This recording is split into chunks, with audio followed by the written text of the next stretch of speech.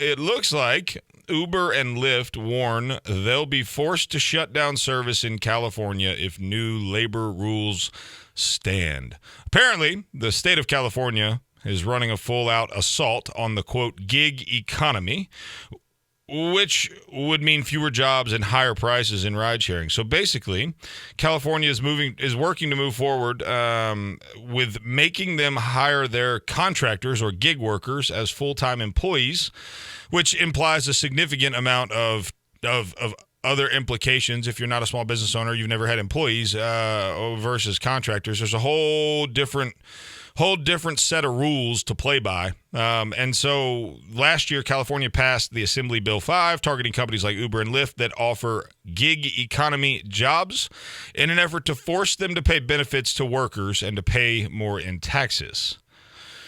The new law was met with enormous backlash after it went into effect earlier this year, after employees in trucking, media, and other industries immediately began losing their jobs as companies were forced to cut labor costs to remain in compliance. In turn, several exemptions were made for numerous positions. Uber and Lyft have been fighting California in court over its Assembly Bill 5, and representatives from both firms said Wednesday that if the state prevails, they're going to have to pack up shop and leave. So let me break this. Let me break it down for you. This push to change the minimum wage, to offer benefits, to push all these things is great if you don't have a calculator or understand how math works. But the reality is, there are certain jobs that are not meant to be careers. I don't know about you, but I have never met someone and asked them what they did for a living, and I'm a career Lyft driver. I'm a career Uber. I'm a lifer at Uber because it's not meant to be a full-time job. The whole premise, if I understand it correctly, is driving for those companies is meant to be a supplemental part-time side hustle, second income, whatever it is, and it provides. I mean, I know tons of college kids that do it. I know tons of people that have used it to pay off student loans or to take on a second. A lot of people do it for like Christmas time, right? Like they want to put their Christmas money together, and so they go drive Uber or Lyft for a little while. Had it been around when I was that age, I would have probably done it as well, because it's a cool way to, meet new people and make a little side money. But to force them to make to make it a full-time job and offer benefits is not. I think they miss the boat here. In the same way that the mandatory minimum wage laws are forcing companies to I mean, what have we said from day one? If you make the minimum wage $15, those jobs will go away. They will hire computers. And what have they done? They've developed these these kiosks that do it all, that take your order, that take your payment, that are replacing the human beings. And quite frankly, you get better service from a computer in some cases. And so again, I don't understand this government overreach or forcing these companies to act this way. I don't understand Dale, what's the main point here? Help me understand, like, what do they think they're trying to accomplish? Well, I think part of what you're saying is correct. I think I disagree with one side of it, where you sound like this is not what it's supposed to do. It's exactly what it's supposed to do. It's supposed to put these businesses out of business. There was never no one ever believed that websites that use freelancers were going to bring on their freelancers and give them full benefits and all this other stuff. They knew that. They know that Uber was never going to do that either. But why kill Uber? Why kill Lyft? What's the point of putting them out of business? Well, there's a lot of the taxi cab business. Yeah. There's that side of it, and there's the taxi cabs have been opposing Uber and Lyft for a long time, and some of them have unions. I can't tell you what California's looks like, but the medallion service in New York is notoriously corrupt. And the issue is, again, this isn't accidental. This is by design. This is what they wanted. They wanted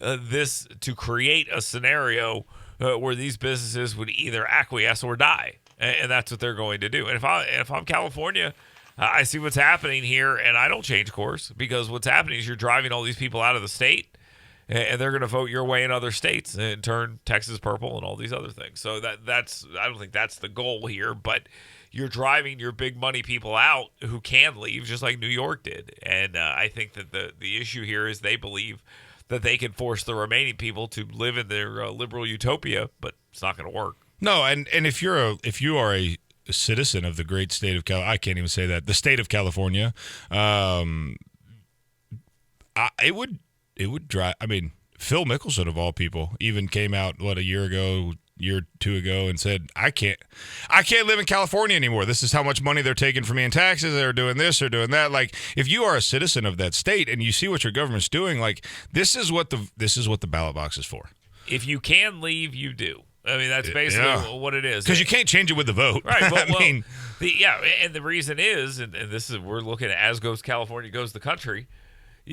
As goes California, goes the country. You believe that? That's where it starts. It's absolutely, I believe it. And I think that what you will see is the California politicians have figured out, and they have effectively done this, kept themselves in power, grown their power in the Democratic Party by promising, driving up debt, doing all the things they know are generally not really all that great for their economy or their citizens, but it will keep them in power by demonizing the right people, telling them that, oh, don't worry, you're going to get this, and this. We're going to make the rich people pay and all these other things. It's not going to play out that way, but they will get people to vote for them based on that argument, and then they just take it national. And that's where we're at right now. We are in the midst of California, America becoming California, and that's basically it. That's the game plan. If you get enough states to get that way, and then you can get the Senate, you can make America California. That's it. That's the plan. Is it possible? Yeah, I absolutely think so.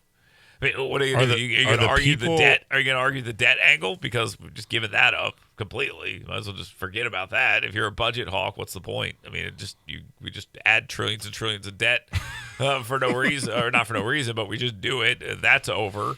Republicans said in 2010, give us the House and we'll stop them. Give us the Senate, we'll stop them. In 2016, they got the presidency too, and they spent like drunken sailors too. So that argument's off the table. You can't argue there's too much debt. And so what exactly is the argument now? Well, the argument is Donald Trump only wants to give you $400. We want to give you $600. I mean, that's it. That's where it's at. And what a politically brilliant move that was. Well, maybe, but here's the deal. There was some polling done that shows that people blame Republicans and Democrats and Trump equally. They blame all of them for not being able to get that deal done. But the point I was making is that you have all this money that they're just creating out of nowhere, and they're arguing over how much of it. And that's the only argument. And if that's the argument, well, the winner is the one willing to give away the most. If we're all just going to give away the money, and Trump says, "I'll give you $400," and the Democrats come back and go, "Nope, $600." What's the argument?